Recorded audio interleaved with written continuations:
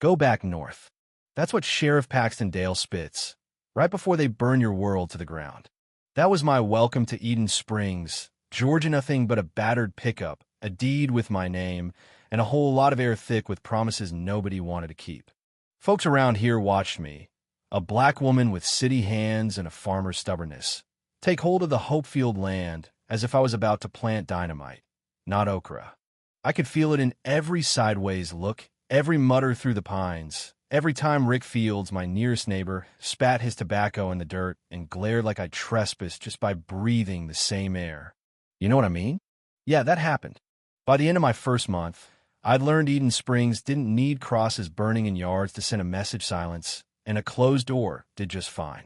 You get used to it, the way men like Rick or his wife Sue stare straight through you at the store, the way the produce manager at the IGA can't quite meet your eyes, even when your tomatoes are the best they've seen all season. We're full up, Miss Garland, they say, but you see the empty shelves behind them and know exactly what's going on. I drove home that afternoon, windows up, boots caked in red clay, passing the same old men who never seem to do much but lean on their trucks and watch the world go by. None of them waved. My only company was the land itself.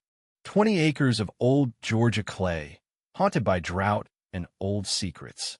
Some mornings I'd walk those fields with nothing but my notebook and my grandfather's .38, wondering if maybe the ghosts were the lucky once at least nobody expected them to smile at the church bake sale. Then the complaint started: fences built too close to the creek, a greenhouse without the right permits, the suspicious way I was out before dawn with a shovel and a prayer. The town council called a meeting, invited everyone, but didn't bother with the courtesy of pretending it was about anything other than me. Mayor Caldwell looked me dead in the eye and said, "Some folks are having trouble with your improvements, Miss Garland." Rick jumped in. "Seems like she thinks the rules don't apply." I stood up, my voice shaking more with rage than fear, and told that room, full of tight faces, I bought this land fair and square. Every seed, every nail, every drop of sweat out there's mine. I'm not asking for your blessing. Nobody clapped. They just sat, chewing over whether to be impressed or insulted. That night, the wind woke me. Footsteps in the dark, the snap of fresh-cut wood. I found my new fence busted, muddy boot prints pressed into the wet grass. Cigarette butts Paxton Dale's brand ground into the clay. That was the first warning. I fixed the fence with trembling hands and let them watch me sweat. But the next time, it wasn't a fence. It was my barn, set alight beneath the stars, 3 silhouettes laughing as red paint hissed across the wall. Go back north. They didn't care I'd spent half my life in D.C., that I'd advised presidents, that I'd lost more than they could imagine to this country. To them, I was just another troublemaker, one they could drive out with threats, fire, and the law bent to their will. But here's where the story turns, because instead of running, I made a midnight call to the only person I trusted back in D.C., Lillian Page, who still owed me for a mess she'd left behind at the White House.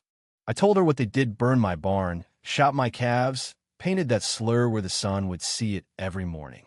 I asked for help. Not headlines, not sympathy, just backup. It wasn't just me they were after. Turns out, I wasn't the first. Maya Briggs, a young teacher with nerves like glass, slipped onto my porch one dawn and whispered about the Sanders and Carson families' black farmers driven out by the same deputies, same complaints, same silent neighbors. She found a camera hidden by my tool shed, a live feed straight to the sheriff's office. The rot ran deeper than I thought: money, land, and a sheriff on the take from developers who wanted every undesirable off the county map. You ever been so angry you could see clear through your own fear? That was me. With Maya's help, I started gathering proof. Stolen land records, photos, logs, anything that tied Paxton Dale and his cronies to the attacks. We hid cameras, documented every threat, every night a new test of nerves. That's when Deputy Noah Reed came in to apply, a young, olive-skinned cop, just transferred in, eyes too honest for Waverly County. He watched Paxton take envelopes stuffed with cash from a consultant for Dalton Land Group. He planted a recorder in the sheriff's office, risking everything because he'd seen too many families driven out to keep quiet. It all broke loose at the market. Paxton and his boys picked a fight, tried to arrest me for assaulting an officer. But the market cameras caught it on holding my own, breaking Grant's grip, refusing to flinch as they dragged me toward a cruiser. The crowd, once silent, began to whisper, then shout. Noah stepped forward, tried to speak up, but Paxton shut him down. Still, the story was out. Somebody, somewhere, was finally listening. Back at the farm, I met with Deputy Shaher's son's medical bills, keeping her under Paxton's thumb. She broke down, confessed everything. Fake complaints, staged violations, sabotage, even threats to take her kid if she didn't play along. Maya got the confession on tape. Noah sent it straight to Lillian in D.C., and suddenly the dominoes began to fall. FBI agents swept into Eden Springs, warrants flashing, files seized, phones buzzing with news federal investigation, RICO charges, civil rights violations.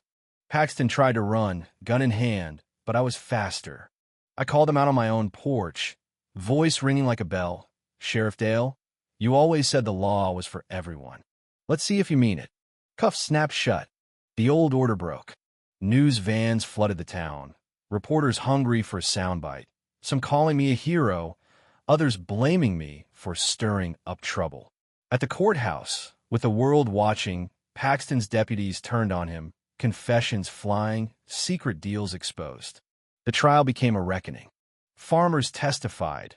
A white mother confessed to her silence. A black veteran spoke of a lifetime hiding in plain sight.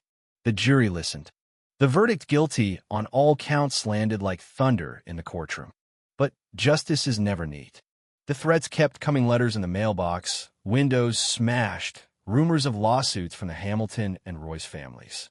Still, every day more people showed up at my door. Maya, Noah, neighbors who once crossed the street to avoid me, now handing over deeds, asking for advice, ready to stand together.